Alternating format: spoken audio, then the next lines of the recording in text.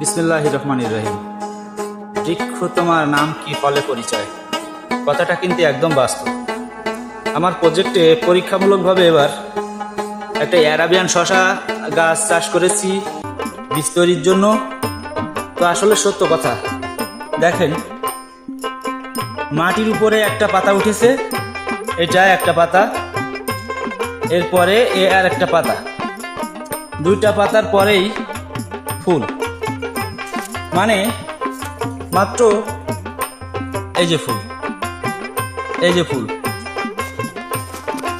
দেখেন, এই যে ফুল, এই যে ফুল, কড়ি ফুল বলতে এই যে কড়িগুলো একদম বলতে গেলে মাটি থেকেই শুরু,